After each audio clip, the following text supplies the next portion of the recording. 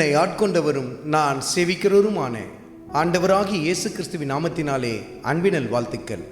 கிறிஸ்து இயேசுவுக்குள் மிகவும் பிரியமான அன்பு சகோதர சகோதரிகளே, புலம்பலின் புத்தகத்தில் 3வது அதிகாரத்தில் 39வது வசனத்தில், உயிருள்ள மனுஷன் முறையிடுவானேன், அவன் தன் பாவத்துக்கு வரும் தண்டனையை குறித்து முறையிடுகிறது என்ன?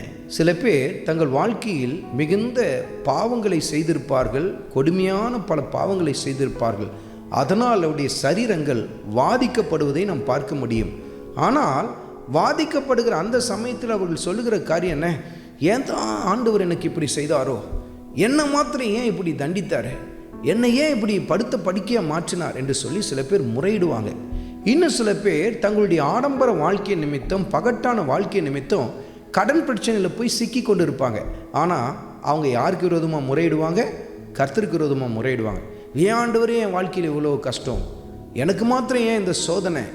இப்படியே பல பேர் தங்களை உணர்ந்து கொள்ளாமல் கர்த்தரிடத்திலேயே முறையிட்டு கொண்டிருக்கிறதை, முறுமுறுக்கிறதை நாம் பார்க்கிறோம் அல்லவா?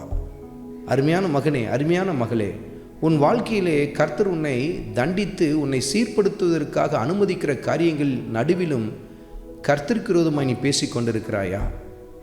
கர்த்தருடைய வார்த்தையில் எப்படி எழுதப்பட்டிருக்கிறது பாருங்கள்.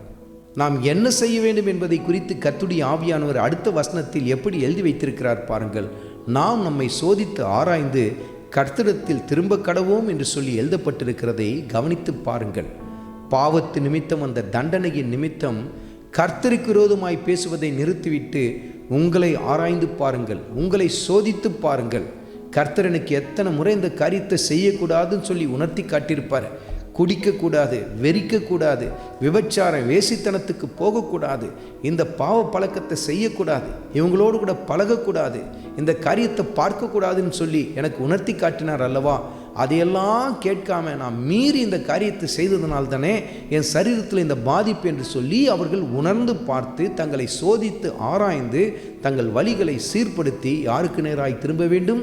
கர்த்தருக்கு நேராய் திரும்ப வேண்டும் என்று சொல்லி கர்த்தருடைய ஆவியானவர் சுட்டி காட்டுகிறார். அருமையான மகனே, அருமையான மகளே, நிச்சயமாய் கர்த்தர் தன் வார்த்தையின் மூலமாய் உங்களுக்கு உணர்த்தி காட்டி கொண்டிருக்கிறார். உங்கள் வாழ்க்கையில் கர்த்தர் எந்த காரியத்தில் நீங்கள் சீர்படுத்த வேண்டும் என்று சொல்லி உங்களுக்கு உணர்த்தி காட்டுகிறாரோ, உங்களை சோதித்து பார்த்து ஆராய்ந்து தேவ சன்னிதானத்திலே உங்களை தாழ்த்தி ஆண்டவருடைய சமூகத்திலே உங்களை சீர்படுத்த ஆரம்பியுங்கள். ஆண்டவர் இயேசு கிறிஸ்து உங்கள் வாழ்க்கையின் காரியங்கள் எல்லாவற்றையும் சீர்படுத்துவார், மகிமைப்படுவார். ஆண்டவராகிய இயேசு கிறிஸ்துவின் கிருபை உங்கள் அனைவரோடும் கூட இருப்பதாக. ஆமென்.